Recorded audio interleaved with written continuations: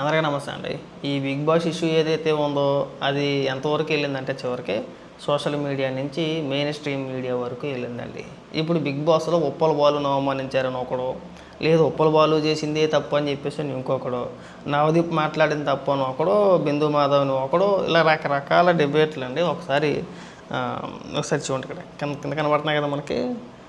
ఉప్పల బాలు చేసిన తప్పు ఇదే, అందుకే తీసేశారు. మామూలుగా ఏంది ఆర్టీవీ, ఇంకా ఆర్టీవీ వాడికి వేరే పని ఏమి ఉండదు. ఇంకా ఆ శేఖర్ భాషని తీసుకొచ్చారు. ఆ శేఖర్ భాషని తీసుకొచ్చి ఇప్పుడు దాని మీద పెద్ద డిస్కషన్ అనమాట. అంటే ఇంక మన రాష్ట్రంలో ఇంకా పనికొచ్చే అంశాలు ఏమీ లేవు. ఇంకా తెలుగు 2 రాష్ట్రాల్లో ఈ బిగ్ బాస్ సీజన్ వస్తే సరిపోద్దండి. ఇంక మొత్తం అందరూ దీని మీదే కూర్చుంటారు. సరే, దానిపైన ఈ ఉప్పల బాలు ఇష్యూ పైన నవదీప్ కూడా ఒక క్లారిటీ ఇచ్చాడు. ఇది అగ్ని పరీక్ష. సో బిగ్ బాస్ రూల్స్ అలాగే ఉంటాయి. వాళ్ళు ఏదైతే మాకు ఇచ్చారో మేము అదే చెయ్యాలి. అదొక టాస్క్ లాంటిది. దానికి మా చేతుల్లో కూడా ఏముండదని చెప్పేసి ఆల్రెడీ నవదీప్ ఒక వీడియో చేసాడు. సరే, దాని మీద కూడా విమర్శలు వస్తున్నాయి. కారు తోలుతా వీడియో ఏంటి, పక్కన ఆపి మాట్లాడలేవా, దీనిపైన హైదరాబాద్ పోలీసు వారు చర్యలు తీసుకోవాలని చెప్పేసి దాని కూడా మీద విమర్శలు వస్తున్నాయి. అది వేరే మ్యాటర్, పక్కన పెట్టేసాడు. అయితే నేను నవదీప్ గారిని కూడా ఒక క్వశ్చన్ అడుగుతా. మీరు పిలిచారు, కరెక్టే, వాళ్ళు వచ్చారు. వాళ్ళు అంతవరకు రావాలంటే ముందే సెలెక్ట్ చేసుకుంటారు కదా. అంతవరకు స్టేజ్ వరకు వచ్చే ముందు చెప్తారు కదా.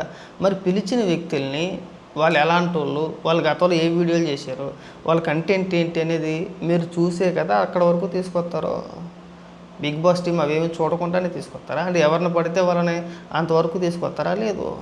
వాళ్ళకి సోషల్ మీడియాలో ఉన్న ఫాలోవర్స్ ఏంటి, వాళ్ళ కంటెంట్ ఏంటి, వాళ్ళు ఏ విధమైన వీడియోలు చేస్తారో, వాళ్ళకున్న రీచ్ ఏంటి, ఇవన్నీ చూసుకునే కదా పిలుస్తారు. అక్కడ అంతవరకు పిలుస్తారు. మరి పిలిచిన తర్వాత మీరు ట్రాన్సా, నువ్వు చేసే వీడియోలు ఏంటి, చిల్లరగా ఉంటాయి. పైగా మీరు మరీ దాన్ని సమర్థించుకుంటే ఏమని మాట్లాడుతున్నారంటే సమాజానికి మీరు ఏం మెసేజ్ ఇద్దాం అనుకుంటున్నారు బిగ్ బాస్కి వెళ్ళి అని చెప్పేసి. అంటే మీలాంటి వాళ్ళని బిగ్ బాస్కి పంపిస్తే సమాజానికి ఏం మెసేజ్ ఇస్తాం? అసలు బిగ్ బాస్ అంటేనే పరమరోత. బిగ్ బాస్ వల్ల ఎవరికి ఉపయోగం? ఏదో నలుగురు, 10 మందినో 15 మందినో ఒక రూమ్లో పెట్టి 100 రోజుల పాటు వాళ్ళు అరుచుకునేది, వాళ్ళు కొట్టుకునేది, వాళ్ళు తిట్టుకునేది, చూపించేసి అదో రకమైన రాక్షస ఆనందం తప్పితే అసలు బిగ్ బాస్ వల్ల సమాజానికి ఏం సందేశం పంపిస్తున్నాం మనం, ఏ మెసేజ్ ఇస్తున్నాం మనం? ముందు అది కూడా మీరు చెప్పుకుంటే బాగుంటుందేమో. మీరు ఇలాంటి వ్యక్తులను లోపలికి పంపించి మేము సమాజానికి ఏం మెసేజ్ ఇవ్వాలి అని అడిగే ముందు ఆ బిగ్ బాస్ కార్యక్రమం వల్ల సమాజానికి ఏం మేలు జరుగుతుందో అది కూడా చెప్పుకుంటే బ్రహ్మాండంగా ఉండేది. ఇంక మీడియా దగ్గరికి వస్తే ఇంకా దరిద్రం, అదొక దరిద్రం. ఇంకా ఏదైనా ఒక కాంట్రవర్సీ వచ్చిందంటే ఒక 2-3 మేధావులను తీసుకొస్తారు. ఇంకా అన్ని అంశాల గురించి మాట్లాడేస్తారు వాళ్ళు. ముఖ్యంగా శేఖర్ భాష కూడా ఒక 2-3 ఉన్నారు. వాళ్ళకి తెలియని అంశం అంటూ లేదు. ఇంకా రుద్దుడే రుద్దుడు. ఏదైనా జరిగిందంటే దాన్ని అక్కడితో వదిలేస్తే బాగుంటుందండి. ఆ బిగ్ బాస్ అనేది పరమరోత. పైగా దాన్ని తీసుకొచ్చి మీడియా ఛానల్స్లో డిబేట్ పెట్టి కొట్టడం, ఇదే దరిద్రం అయిపోయింది.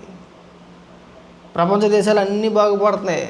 మనకు మెయిన్ ఇంపార్టెంట్ ఉప్పల బాలు ఏం చేసాడు, నవదీప్ ఏం చేసాడు, దానిపైన డిబేట్లు, పనికొచ్చే అంశాల మీద డిబేట్లు. చదువు గురించో, ఉద్యోగాల గురించో, లేదంటే ఎవడైనా ఏదైనా సాధించాడనో ఇంకోటైనా దాని మీద డిబేట్లు పెట్టుకుంటే జీవితాల మీద కొంత ఆశ కలుగుద్ది. ఇది ఎక్కడ దరిద్రం మాకు?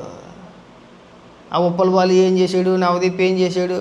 రీసెంట్గా నిన్నంతా ఒక వీడియో వైరల్ అయింది. ఏ వీడియో అది?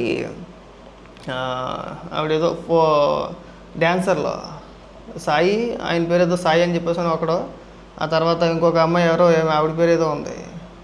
వాళ్ళ వీడియో వైరల్ అయింది, విపరీతంగా వైరల్ అయింది. అంటే ఇంక వేరే సమస్యలు ఏమి లేవన్నమాట మనకి.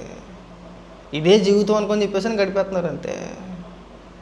ప్రపంచం అంతా కూడా ఏ విధంగా టెక్నాలజీలో ఏ విధంగా ముందుకెళ్ళాలని ఆలోచిస్తుంటే మనకి రూమ్లో ఎవరెవరు ఏం దొరికారు, ఏమేం చేసుకుంటున్నారో అలా ఆవిడ అతని గురించి ఏం మాట్లాడింది, ఇవే మాటలు. ఒకసారి అది చూపిస్తా చూడండి. ఒకసారి ఏదో ఉంటుంది మొత్తానికి. అది మళ్ళీ ఆవిడ ఆదరిద్రం మనకెందుకులే మళ్ళీ అని చెప్తున్న ఉదాహరణకి ఇలా తయారయ్యారని చెప్పేసి అని.